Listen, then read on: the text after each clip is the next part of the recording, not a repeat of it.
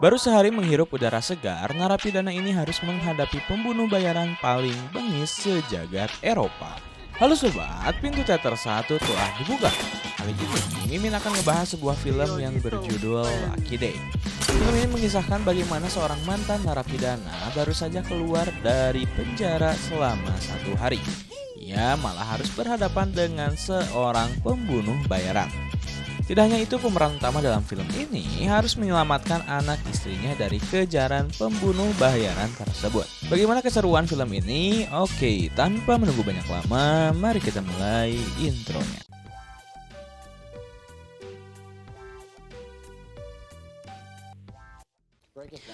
Scene pertama, scene memperlihatkan pemeran utama dalam film ini yang bernama Red. Saat ini termasuk hari yang berbahagia bagi Red, karena ia akhirnya dapat keluar dari penjara yang sudah ia jalani selama 2 tahun lamanya. Usut punya usut, mengapa Red masuk ke dalam penjara itu karena kasus pencurian yang pernah ia lakukan di masa yang lalu. Kemudian Red yang baru keluar dari penjara langsung disambut oleh istrinya. Istrinya yang memiliki wajah cantik seperti member JKT48 bernama Nina. Lalu hal yang dilakukan pertama oleh mereka ia tentu saja adalah aksi bercocok tanam. Karena sudah lama sekali mereka tidak melakukan hal tersebut. Rumah tangga mereka telah dikaruniai seorang putri bernama Beatrice. Selama Red tidak ada di rumah, Nina adalah seorang wanita karir. Beatrice diasuh oleh seorang wanita yang bernama Lolita. Terlihat dari umur Beatrice sepertinya ia masih duduk di bangku sekolah menengah pertama atau SMP. Melihat ayahnya telah kembali, terlukis di wajah Beatrice kegembiraan karena bisa kembali bersama dengan ayahnya. Di tempat lain, scene berlatar di sebuah bandara. Scene memperlihatkan seorang pria yang bernama Luke telah sampai di Amerika. Luke adalah seorang mafia bengis yang sudah lama diawasi oleh pihak Interpol karena beberapa kasus yang pernah ia lakukan. Luke adalah seorang pria yang berasal dari Perancis. Kemudian terlihat Luke dengan santuinya menghabisi salah satu pemilik mobil karena ia lebih memilih mencuri mobil daripada harus menggunakan gokar untuk sampai ke tempat yang ia tuju. Di sini kita belum mengetahui nih motif sebenarnya dari Luke tentang apa yang ia lakukan saat ini. Dengan apa yang dilakukan oleh Luke menandakan bahwa ia bukanlah orang yang mengadu nasib di kota orang. Akan tetapi diketahui Luke adalah seorang pembunuh bayaran yang paling bengis di jagat Eropa. Kemudian Luke mendatangi sebuah bar untuk membawa beberapa senjata miliknya. Karena bar tersebut hanya sebuah kedok dan isinya adalah senjata ilegal. Di dalam bar tersebut sebelumnya terlihat sang pemilik sedang bersama pacarnya dan 2 orang konsumen yang sedang menikmati beberapa minuman hanya dengan melihat wajah Luke. Pemilik bar tersebut langsung ketakutan. Dan 2 orang konsumen yang sedang menikmati beberapa minuman hanya dengan melihat wajah Luke, pemilik bar tersebut langsung ketakutan. Ia langsung memberikan apa yang Luke inginkan. Tidak hanya itu, pemilik bar yang bernama Daddy langsung menemani Luke untuk mencoba senjata yang telah ia berikan. Ketika di rooftop, dengan wajah tanpa dosanya Luke mencoba senjata dengan cara membunuh salah seorang warga di sana dengan random, hanya untuk mengecek senjata tersebut berfungsi dengan baik atau tidak. Kemudian bahkan di sini Luke langsung meminta pemilik bar untuk memberikan pacarnya agar ia bisa bercocok tanam. Ketika Luke sedang bercocok tanam dengan pacarnya Daddy, 2 konsumen tersebut mencoba untuk mengkompori Daddy untuk menghajar Luke karena bersikap semena-mena kepada Daddy. Akan tetapi Daddy tidak ingin ia dalam masalah.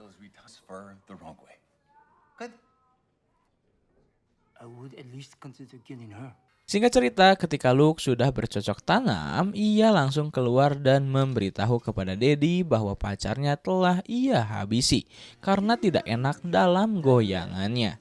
Di sini Daddy pastinya emosi. Sayangnya itu membuat Luke langsung menghabisinya dan 2 orang konsumen yang berada di sana. My girlfriend The one you just fucked in the toilet. It avoids us. You excusez-moi. And then expect... No. Qui reste une embezzling the connection?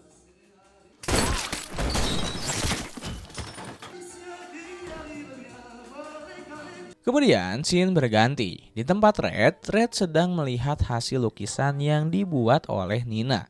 Ternyata Nina adalah seorang pelukis ulung. Bahkan di sini ia melakukan sebuah pameran lukisannya dengan harapan lukisan yang telah dibuat oleh Nina akan laku terjual kepada para kolektor. Kemudian Nina pun telah berada di ruangan bosnya yang bernama Derek. Derek mencoba untuk menenangkan Nina agar ia tidak gugup dalam pameran yang akan Nina lakukan. Sialnya, Derek di sini mencoba untuk menenangkan Nina dengan mengajaknya bercocok tanam di ruangannya. Diketahui Derek telah menaruh rasa kepada Nina. Bahkan rasa tersebut meledak-ledak dan membuatnya langsung membuka bajunya untuk bercocok tanam dengan Nina. Beruntungnya di sini Nina tidak mengiyakan ajakan tersebut, serta memberitahu bahwa suaminya Red telah keluar dari penjara. Tidak hanya itu, ketika mendengar suami Nina adalah seorang kriminal, Derek sedikit ketakutan. Akan tetapi karena hasratnya tidak tersalurkan, Derek langsung memberitahu kepada Nina bahwa seluruh uang yang telah Nina gunakan untuk membuat sebuah pameran harus ia kembalikan, bahkan harganya menjadi 2 kali lipat. Bahkan itu menjadi sebuah ancaman bagi Nina karena jika Nina tidak berhasil menjual lukisannya maka itu akan menjadi mimpi buruk baginya.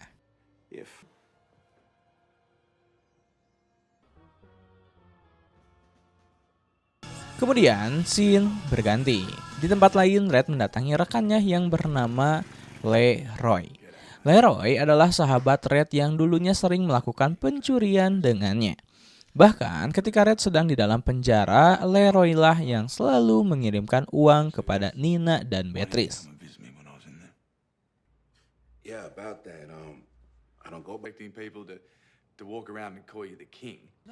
Tak lama kemudian mereka dikagetkan dengan datangnya seorang polisi yang bernama Sanchez. Sanchez di sini sangat tidak setuju karena Red sudah keluar dari penjara dengan waktu yang singkat. Bahkan Sanchez berniat ingin melakukan penangkapan kembali kepada Red dengan harapan di tempat tersebut ada sebuah barang bukti yang bisa ia gunakan. Sayangnya di sana pun bersih dan tidak ada barang yang mencurigakan dan membuat Sanchez pun pulang kembali.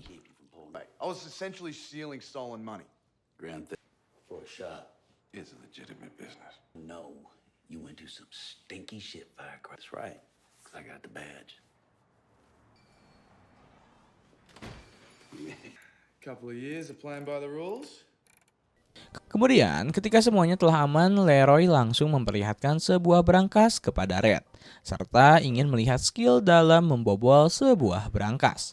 Diketahui Red memiliki skill membobol brankas ketika mereka melakukan pencurian. Sayangnya di sini skill yang dimiliki oleh Red sedikit tumpul akibat lama mendekam di dalam sebuah penjara. Lalu Leroy langsung membuka brankas tersebut menggunakan kuncinya.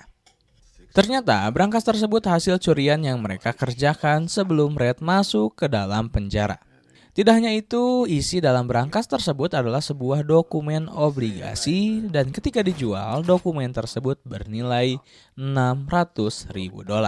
Sehingga mereka berniat akan menjual dokumen tersebut dan membagi hasilnya. Dalam perbincangan tersebut, Red mengajak Leroy untuk datang ke pameran istrinya. Mendengar hal itu, dengan senangnya Leroy pun mengiyakan ajakan tersebut dan akan mendatangi pameran itu. Kemudian, scene berganti. Scene memperlihatkan Luke yang kembali tertarik ketika melihat mobil klasik yang ada di hadapannya. Tanpa berpikir panjang, Luke langsung mencuri mobil tersebut dan menghabisi sang pemilik mobil. Kemudian berlanjut, ia pun mengendarai mobil tersebut dengan kencang hingga di mana polisi setempat berniat menghentikannya. Akan tetapi, hal tersebut menjadi sebaliknya. Luke bahkan berhasil menghentikan nafas para polisi tersebut. Unit 666 requesting backup. Officer down. to your little friends.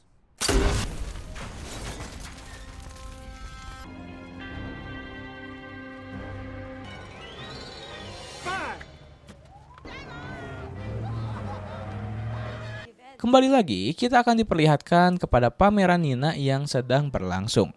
Di sana pun telah terlihat Red, Leroy, Nina, dan para kolektor lainnya.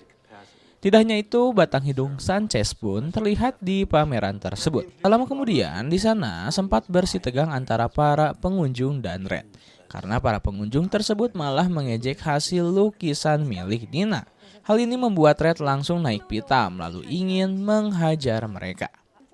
Beruntungnya, Leroy berhasil menghentikan Red dan mengingatkannya bahwa itu akan merusak pameran yang sudah dibuat oleh Nina. Sayangnya, sampai saat ini belum ada pengunjung atau kolektor yang membeli hasil karya dari Nina. It's funny. They ate it. No, I'm not gonna embarrass you. I'm sticking up for you. He's in a prison. I have to go now before this becomes a bloodbath. Her up in a cell. You, mate. Excuse my friend, just had a few too many. You're a Think motherfuckers won't call the cops and throw your ass back in jail, man. They'll just talk shit about my wife. This ain't even about you, brother. Kemudian, scene berpindah. Beatrice yang sedang dititipkan kepada Lolita di rumah Nina meminta izin kepada Lolita untuk menggosok gigi sebelum tidur. Tak lama kemudian, Lolita dikagetkan dengan kedatangan Luke yang ada di depan pintu. Luke mengaku bahwa ia mencari Red. Akan tetapi, Lolita yang merasakan bahwa Luke bukanlah orang baik mencoba untuk menahan Luke. Sampai di mana ketika Lolita mengeluarkan sebuah pisau, itu menjadi malapetaka baginya. Karena Luke langsung menghabisinya tanpa ampun. I was just wondering where my dear Now, if you secrets. get out! And what if I don't? Or like it? Oh.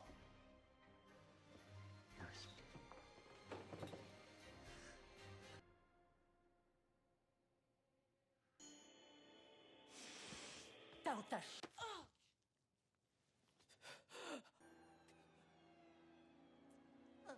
Saat yang bersamaan, Beatrice yang melihat semuanya langsung mencoba untuk melarikan diri. Beruntungnya, tembakan yang Luke lesatkan akhirnya meleset dan membuat Beatrice selamat.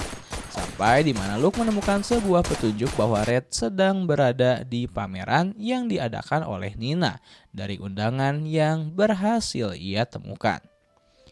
Di sisi lain, Beatrice pun akhirnya sampai di tempat pameran Nina berada dan memberitahu bahwa ada orang jahat yang sedang mengejarnya.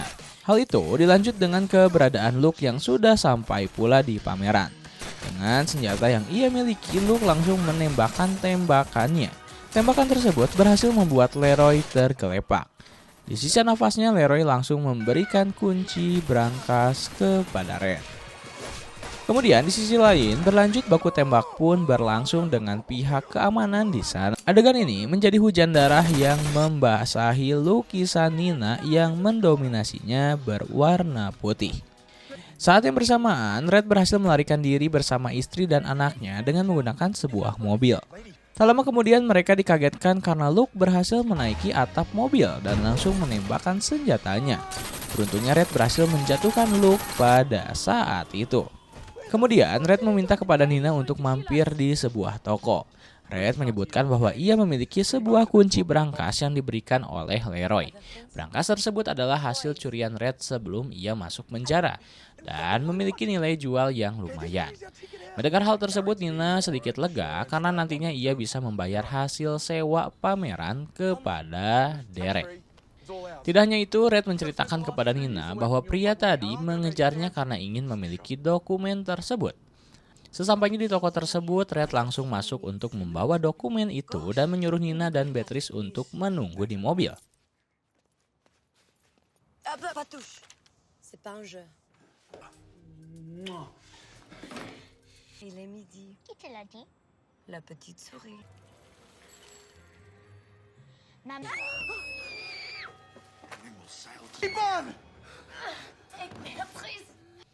Setelah Red telah berhasil membawa dokumen itu, ia dikagetkan karena istri dan anaknya telah ditangkap oleh Luke. Semua fakta yang sebenarnya di sini terungkap. Maksud dari Luke pergi jauh-jauh ke Amerika itu karena ia murka kepada Red, karena telah menjadi penyebab adiknya meninggal dan berniat akan membunuh Red. Hal itu bisa saja dilakukan ketika Red di dalam penjara. Akan tetapi, itu sangat mudah dilakukan oleh Luke. Dan Luke menginginkan kematian yang sadis bagi Red di depan keluarganya. Diketahui adiknya dari Luke adalah salah satu komplotan yang melakukan pencurian dengan Red, beserta Leroy. Akan tetapi dalam pencurian tersebut adiknya Luke tewas oleh pihak kepolisian dan menyalahkan semuanya kepada Red dalam peristiwa itu. Di sini ketika melihat Luke yang sangat bengis, ia sangat menyayangi adiknya tersebut. Bahkan ia menceritakan hal itu sampai meneteskan air mata. Di sini Red mencoba menjelaskan bahwa semua itu adalah murni kecelakaan dan bukan salah Red dan Leroy. Mendengar hal tersebut membuat Luke langsung menembakkan senjatanya kepada Red dan membuat dada Red tertembak. Saat yang bersamaan, Beatrice tak sengaja langsung berlari dan masuk ke dalam brankas. Sehingga Luke mengancam akan mengunci Beatrice sampai ia kehabisan nafas di dalam brankas. Begitupun Nina langsung berlari untuk meminta bantuan kepada pihak luar. Luke yang melihat hal tersebut langsung mengejarnya. Seperti film-film horor, Luke mengejar Nina yang berlari ke sebuah terowongan. Sampai di mana terowongan tersebut sayangnya buntu dan membuat Nina terpojokan. Beruntungnya di sini Nina malah berhasil membuat Luke bertekuk lutut dengan menggunakan besi yang ia tancapkan kepada Luke.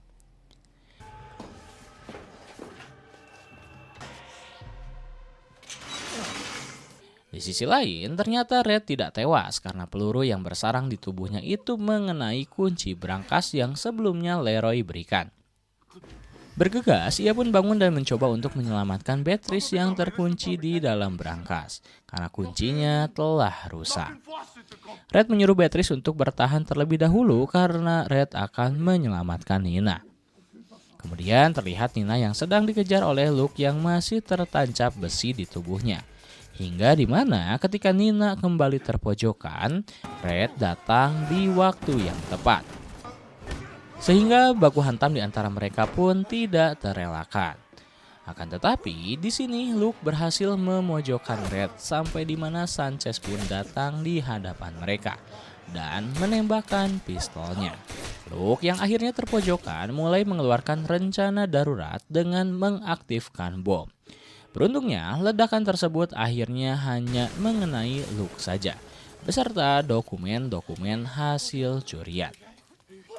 Kemudian, Red bergegas menuju ke tempat brankas untuk menyelamatkan Beatrice. Sempat Sanchez akan menangkap Red kembali, akan tetapi Red memohon kepadanya untuk memberikan sedikit waktu untuk menyelamatkan Beatrice yang berada di dalam brankas. Dengan taruhan nyawa anaknya, skill dalam membuka brankas pun kembali hadir. Dan akhirnya ia berhasil menyelamatkan Beatrice pada saat itu.